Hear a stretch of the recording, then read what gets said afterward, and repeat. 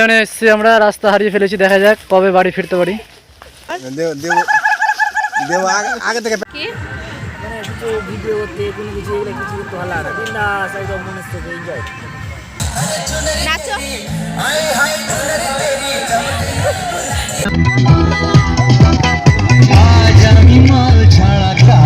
Hello my all YouTube friends, good morning. কেমন আছো তোমরা সবাই?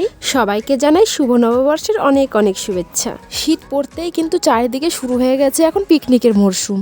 তাই তো আমিও আজ রেডি হয়ে বেরিয়ে পড়েছি পিকনিক করতে। আরে না না, আমি একা যাচ্ছি না, যেহেতু আমার বাড়িটা একটু দূরে, ওই জন্য আমাকে এখান থেকে একাই যেতে হচ্ছে। আর বাকি সবার বাড়ি ওই পিকনিক স্পটের আশেপাশেই। তোমরা তো জেনেই গেছো আমি কোথায় পিকনিক করতে যাচ্ছি। চলো আজকে তোমাদের সাথে পরিচয় করে দেবো আমাদের এশিয়ার দ্বিতীয় বৃহত্তম হিজলবনের সাথে। তো দেখো, আমরা কিন্তু কথা বলতে বলতে পৌঁছে গেলাম আমাদের বহু প্রতীক্ষিত হিজলবনে। আর প্রথম দেখাতে আমি তো পুরো হিজলবনের প্রেমে পড়ে গেলাম।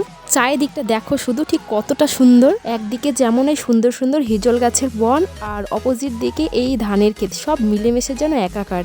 আজ কিন্তু 31 ডিসেম্বরও না বা 1 জানুয়ারিও না, তবু দেখো নানা জায়গা থেকে কত মানুষ ভিড় জমিয়েছে এখানে পিকনিক করতে। পুরো শীতটাতেই কিন্তু এখানে প্রত্যেক দিন পিকনিকের ভিড় লেগে থাকে। আর ভিড় হবে নাই বা কেন বলো তো? জায়গাটাও যে একদম সবার মনের মতো।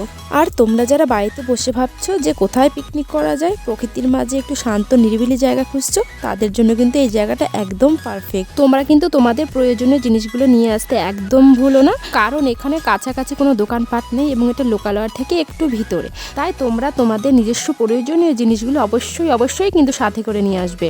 ওইদিকে আমাদের জন্য রান্না হচ্ছিল ঘুগনি, আর আমরা সেই সুযোগে বেরিয়ে পড়েছি একটু সবাই মিলে ঘুরতে। আর ভাবলাম এই সুযোগে তোমাদেরও একটু এই 4-5টা ঘুরিয়ে দেখানো হয়ে যাবে। অন্য দিনের তুলনায় শীতটাও ছিল বেশ কম এবং সূর্যের তাপটাও ছিল কিন্তু বেশ প্রখর।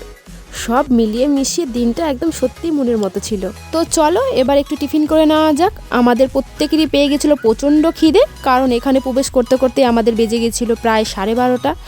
আর সব কিছু ঠিকঠাক করতেও 1টা পার হয়ে গেছিলো, তাই সবারই প্রচণ্ড খিদে পেয়ে গেছিলো। তো দেখতেই পাচ্ছ ঠিক কতটা খিদে পেয়েছে। সবাই যে যেখানে পেরেছে তাদের টিফিন নিয়ে বসে গেছে। আর এই যে এখানে আমাদের মাস্টারদা সবাইকে দায়িত্ব সহকারে টিফিন দিচ্ছে।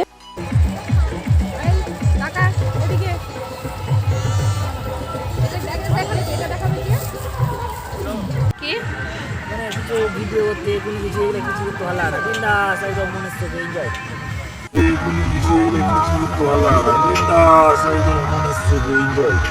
টিফিন খেয়ে একটু চাঙ্গা হতেই আমরা সবাই আবার ঘুরতে বেরিয়ে পড়লাম। তবে এবার যাচ্ছি আমরা একটু বনের ভেতরের দিকটাতে। আর যেতে যেতে চোখে পড়লো এই কচুরিপানাগুলি। প্রথমে ভাবছিলাম যে এই শুকনো জায়গায় কচুরিপানা এনে কে রাখলো, পরে বুঝতে পারলাম যে বর্ষাকালে এই জায়গাটা পুরোটাই জলমগ্ন অবস্থায় থাকে।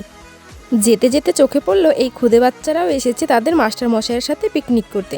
আর এদের দেখে আমারও সেই ছোটবেলার পিকনিকের কথা মনে পড়ে গেল। তবে আমাদের কিন্তু পিকনিকের স্পটটা হতো দিদিমণি বা মাস্টার মশাইয়ের বাড়ির পাশেই। এখানে চলছিল কিছু দিদি ভাইদের পিকনিক, আর এদিকে চলছিল দাদা কাকু জেঠুদের পিকনিক। পিকনিকের আসল মজাটাই কিন্তু নিচ্ছিলেন এনারা। এই যে দেখো, আমরা কিন্তু দল বেঁধে চলে এসেছি বন ভ্রমণ করতে। তো চলো আমাদের সাথে সাথে তোমাদের একটু এই বনটা ভ্রমণ করিয়ে নিয়ে আসি।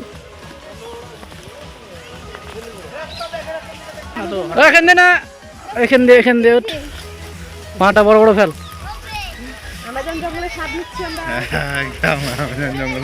সুন্দরবনটা ফেলে দিল আগে। চল সোজা তো ডান দিক দিয়ে। হ্যাঁ এটাই তো ভালো রাস্তা। জঙ্গলে আর কত ভালো রাস্তা। চল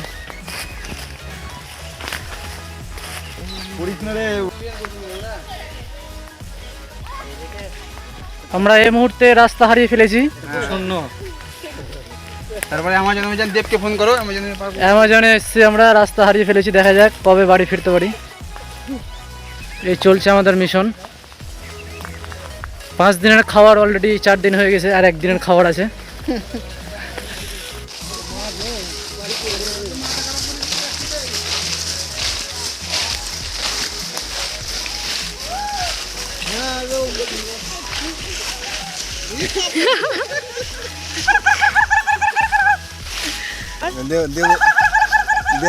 আগে থেকে প্র্যাকটিস করছিস। সুন্দর হচ্ছে, সুন্দর। আবার করো। বাবা ভয়ানক জায়গা, হরর মুভি করা যাবে তো এখানে।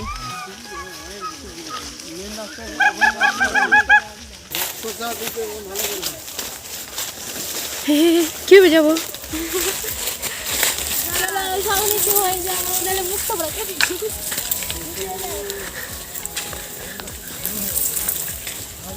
এই খেয়ারগুলো দিয়ে না বানানো হয়। বন ভ্রমণ কমপ্লিট হওয়ার পর এরা করছিলেন এখানে ফটোশ্যুট, আর আমি পেয়ে গেছিলাম এই যে এখানে এক টুকরো সর্ষের জমি। বাস শুরু হয়ে গেল আমার দৌড়াদৌড়ি লাফালাফি। মানে ভেতরে যত রকম প্রতিভা ছিল সব বেরিয়ে এসেছিল। আর এই দৌড়াদৌড়ি লাফালাফি করতে করতে আমার তো লেগে গেছিল প্রচণ্ড খিদে, কিন্তু এসে দেখি যা আমাদের রান্নাই তো হয়নি। আর এদিকে দেখো আমার বন্ধুর নাকি খিদেই পায়নি, কারণ তার নাকি তার প্রিয়তমার সাথে কথা বলেই পেট ভরে গেছে। আর এদিকে চলছিল খাওয়ার আগেই খাওয়ার হজম করার প্রক্রিয়া।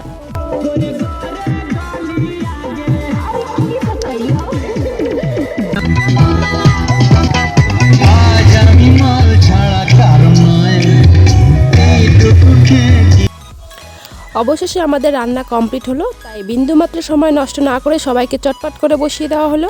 আর একদম দেরি করা যাবে না, কারণ আর কিছুক্ষণের মধ্যে অন্ধকার নেমে আসবে। তো দেখো বলতে না বলতে কিন্তু চারিদিকটা একদম অন্ধকারে ভরে গেল।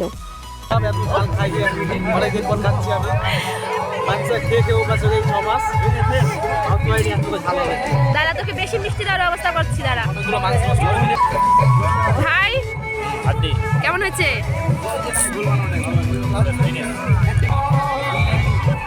কেমন হয়েছে? দারুণ হয়েছে, ভালো এনজয় হলো। আশা করি আরো ভবিষ্যতে আরো ভালো এনজয় করতে হলে আরো ভালো হবে। একসাথে ভালো লাগবে। নাকে জল বেরিয়ে চলে আসছে। আমি তো এনার কথাই ভাবছি কি করে খাচ্ছে।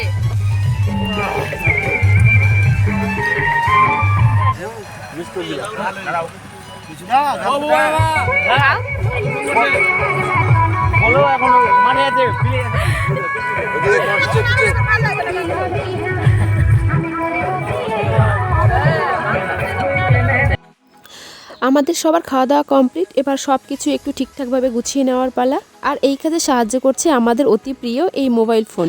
আমাদের অন্ধের জোষ্ঠী এই ফোনের ফ্ল্যাশ লাইট ছিল বলে আমরা কিন্তু এই যাত্রায় বেঁচে গেলাম।